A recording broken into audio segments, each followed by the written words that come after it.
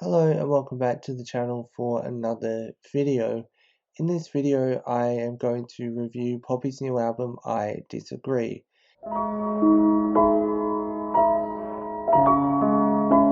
Now I got a copy of this early from a friend. I would have gotten it early anyway because of time zones. It will come out here early on Spotify, for example, because we're ahead of America. It doesn't matter about time zones, it's purely the date. So if it was the 10th here, then it will come out on the 10th, for example. New Zealand gets it before us as well, by the way. But it has leaked online. Some people have gotten their bundles already, and I figured that that's how it came to be online. But I did write my first impressions as I was listening to the album, and that's what I'm going to read, and that's what this review is.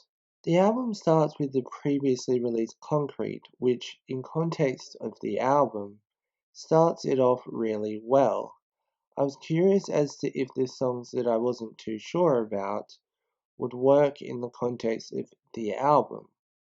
Like if it had a theme and they sounded well together but not exactly on their own. I Disagree is a solid track within the context of the album and also works well as a standalone track. Both of the opening tracks mix heavier elements with a more mellow bridge, and in the case of Concrete, it's not just a mellow bridge. I love the heavy guitars in I Disagree. It really is a headbanger. Blood Money has also seen a release as a single. Unlike the previous songs on the album, Blood Money has an electronic element. It almost mixes dubstep with metal. But as Poppy does, she finds a way to make it work. It's not like X or Play Destroy, but it blends genres almost seamlessly. Anything Like Me is about to get a music video. In fact, it's probably out either shortly after this video comes out or maybe right now as you're watching this. It's a soft ballad and transforms into a heavy think piece. At least the chorus is. It seems to tell us the story of how we got where we are now, with lyrics such as, "Sorry for what I've become, because I'm becoming someone. Your hand on my neck, you call up the press. Die for attention, you pray for a reaction. I'll stop where it's no more fun. If this is the start, then let's see how far you're gonna take this one." To me, that is direct commentary potentially to Sinclair, but that does also raise the question, and it's also a bit odd that if it is about Sinclair, it would be odd that he wrote it or whatever. There's also potential that it's about Mars Argo, which I know she's not allowed to talk about her, but given the themes of the song, it could be related to either Poppy or Mars Argo. If you have heard this song, let me know your thoughts in the comments because I'm interested to see. There may be certain themes in the song or certain things that they mention that may make it stand out that it's about one or the other. It feels like the most honest song, and honestly is my favourite song of hers to date. Standout of the album so far. Feel the Crown currently has the most recent music video as of recording this.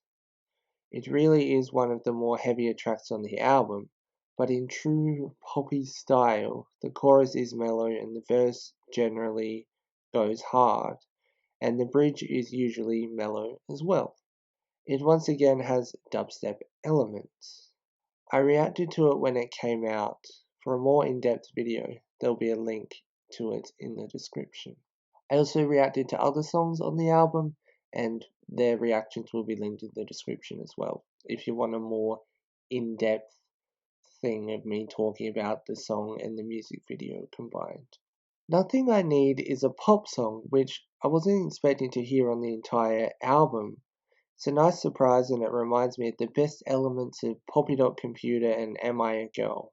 It's a peaceful tune. Does it fit with the rest of the album? Not really.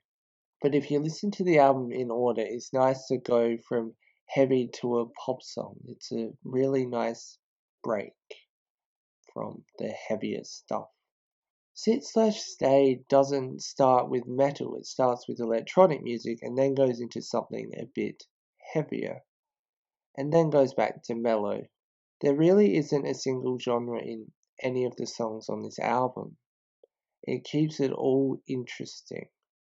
Sit Slash Stay could even be considered another pop song, which I wasn't expecting to even see one of them on the album, especially given how Poppy has spoken about the album and how it's heavier, whereas Am I a Girl was more pop with a couple of heavier songs. I feel like maybe it being heavier and then going to pop, the pop songs could be an indication of the next album, except she's signed with Sumerian, so they don't do pop as far as I know, so maybe I'm wrong. I can see why people would dance to this. I'm sure it would get the crowd going at a live performance.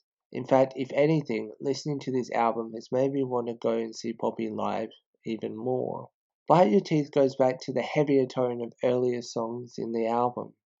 It decides to bring in a xylophone for part of it though, which is a bit bizarre, but nothing's ever simple in the world of Poppy. The song completely changes tone halfway through. I feel like this album would be really confusing to learn to play live. Imagine mixing xylophone with heavy guitar with violin with the sound of biting an apple, which does make sense given the song is called Bite Your Teeth. Although, if it really wanted to make sense, it should be called Bite the Apple. Although Bite Your Teeth is lyrics in the song, so it does of course make sense. Sick of the Sun starts off with nice electric guitar and acoustic guitar. It blends into seemingly a pop song. The chorus is one of those songs where you wave a lighter. It's a beautiful track. It reminds me in part of David Lynch's music, and if you know anything about his films, then you'd know, well, you wouldn't know his music if you haven't heard it, but it's strange like his films and art is. I myself, I love David Lynch, just in case you don't know. I'm not sure I've ever really gone into it, but he's a major influence for me. It's the most simplistic song on the album, and because of that, it really works. Don't Go Outside is the longest track on the album. It's a haunting track that relies largely on acoustic guitar and Poppy's vocals. It's not the only song where Poppy's vocals really shine. She has a beautiful voice and it really is on offer in this song more than any other, on the album at least. Her older covers and maybe some of the earlier songs or something, they really offer her voice, but I feel like this is the closest we've gotten to that since we've had Poppy.